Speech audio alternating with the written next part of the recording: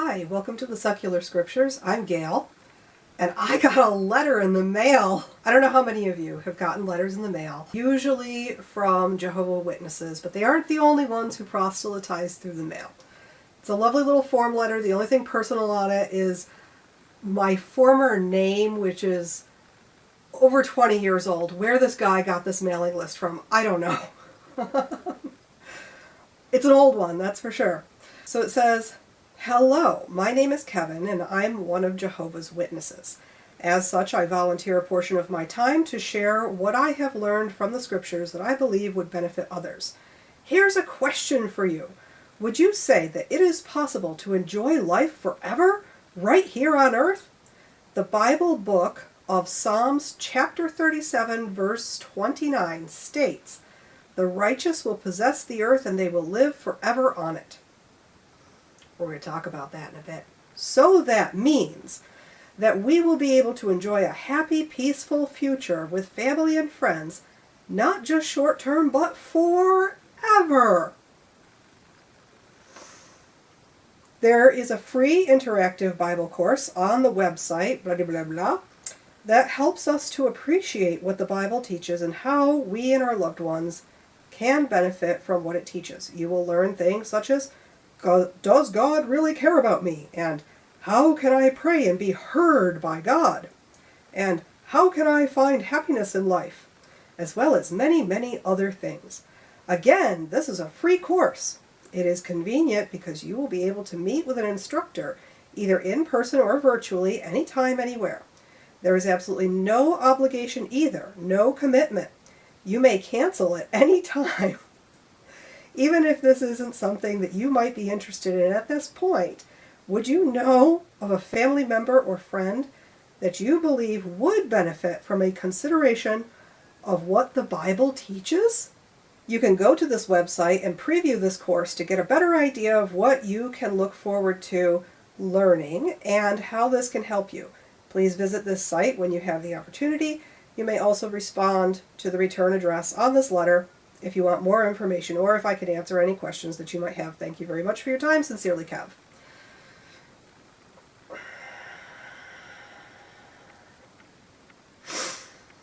So I wrote a response to Kevin, and I'm not going to send it to him.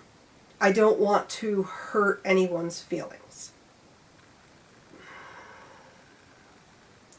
I have some issues, both on a technical level and on a personal level, with the contents of this letter. I have thoughts. I'm just going to read my response to Kevin's letter, and then we can talk about it a little bit more off the cuff. Dear Kevin, thank you so much for writing to me with your kind offer of immortality.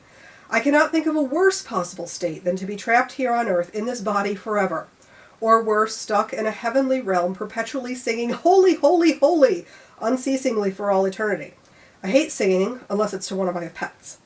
While I love life, I hope to enjoy it to the fullest extent possible. I have no desire to live on or to continue existing elsewhere. We are born, we live, and we die. What we do in this life matters. How we treat other people matters. How we express our love for our family and those around us matters.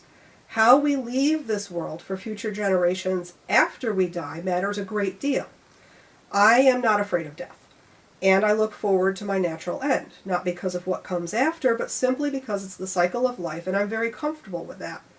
Are you, Kevin? Are you okay with the idea of just dissolving into the earth? One of the things that I've always appreciated about Jehovah's Witnesses is your view of death being a true end. Don't threaten me with immortality. Kevin, I don't know you, but I'm going to call you friend. Kevin, my friend, my brother in life, I've read the Bible a lot.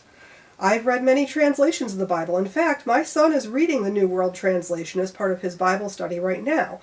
And I'm paralleling that with the New Revised Standard Edition and the World English Bible. And we cross-reference using Bible Gateway if a passage is particularly sticky because of the very real first world problem of limited bookshelf space. And then we hit up 3 or 4 possible different interpretations, plus the history of the text and any major apologetics associated with it. I have studied the Bible since I was about 4 years old. Now I'm going to insert a little note here. For those of you watching, I was a very early reader. I started reading when I was 2, and I was a competent reader by the time I was 3. So reading the Bible was like not a big deal for me when I was 4. Just for context on that. I actually started formal study with Mary and her daughter, whose name I don't remember, when I was 6. They were Jehovah's Witnesses. Matt was a dear friend, and your church tore my dear friend away from me, and I was very angry with you for very many years. He's my friend again now, so I guess I won out there. Bad habit of your denomination is ripping people apart. But I digress. I have studied with the Wesleyans, the First Baptists, Jehovah's Witnesses, as mentioned, the Mormons, the Lutherans, Pilgrim Congregationalists, and some delightfully wacky New Age Christian bullshit artists who I nonetheless absolutely adored. All ultimately tried to sell me an eternity of life or an eternity of damnation in a package for 10% of my gross income and a pledge of some magic words, usually about Jesus. That's one heck of a product you've got there, but I'm broke and I ain't buying. I'm also passingly good at math. 144,000. Pretty sure that's the number in the closing act of the Protestant Bible. I could reach over and check that out, but I'm right. That's the number that will be counted amongst the righteous. How many Jehovah's Witnesses are there today? Over 9 million. Slim odds there, Kevin. I don't gamble. It's a sin when there are bills to pay and not enough funds to go around already. And Kevin, my friend, do you know what the righteous 144,000 in that mushroom-induced fever dream of an exiled man on an island in the Aegean said? Not forgiveness for everyone, not mercy, not that everyone's hearts and minds be open to God's eternal love. They want vengeance. If there is an afterlife, the very last people on earth I'd want to keep company with for eternity is the kind of person who stands before the God of all creation and asks for other people to suffer. No thank you. I will do nothing to endanger my quiet oblivion. The Overton window has moved so far in the right direction that the once good and righteous God of the Bible is evil. Though to be fair, he said that himself then. He laid out rules for slavery, once a great improvement upon brutal Bronze Age practices, now abhorrent for endorsing human bondage. He condemned women to an inferior role through all time with the excuse that one woman disobeyed before she even had the capacity to understand what disobedience was. He allotted my sisters in history like livestock to their nearest male relatives, better than being cast out of the band to starve, but hardly appropriate today. He punished children unto the however many generations for the actions of their ancestors. We do not punish children for the actions of their parents today. That would be unjust. Those are 3 examples among dozens of God's many evils.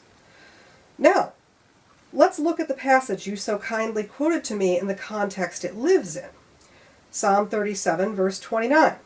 Psalm 37 is specifically speaking of Jerusalem, the city of David, and more broadly of the Promised Land, which is geographically located in modern-day Israel and Palestine, formerly called the land of Canaan.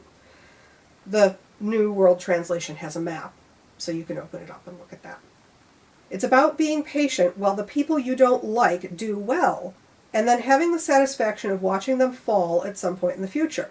The Germans have a very nice word for that. It's called schadenfreude. I'm probably saying that wrong. I can appreciate a good sense of schadenfreude now and then, so I do get this, but it's not the moral high road here. Nor is it talking about eternal life. It's talking about being rewarded for one's religious devotion with land over the course of a lifetime or several generations. David did not wait patiently for Uriah to kick the bucket. No, he sent him right to the front lines to die in battle so he could jump into Bathsheba again, who was blameless, a stolen lamb. Did God punish David? No, he killed the baby. David didn't wait patiently for the Canaanites to die before he moved in. No, he slaughtered them and took their lands. We call that genocide today. So, no, I don't want to move to Jerusalem. I like my house, thank you very much. And while there are definitely some folks whose fall I would thoroughly enjoy some schadenfreude over, this isn't about eternal life, nor am I interested in that. So, thanks, but no thanks, Kevin.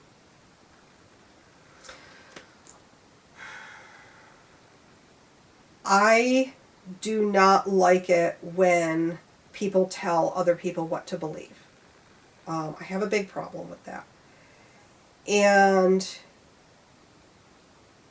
while the letters are very polite, much more polite than knocking on a door, like that's a huge improvement, like kudos, big improvement. It's still a scam, okay? When you're asking for 10% of somebody's income, and the product that you're trying to deliver isn't deliverable until after death, I'm sorry, it's a scam. And that's just where I am on that. So, thank you very much for joining me here today on the Secular Scriptures, and I hope to see you real soon for some actual scriptures.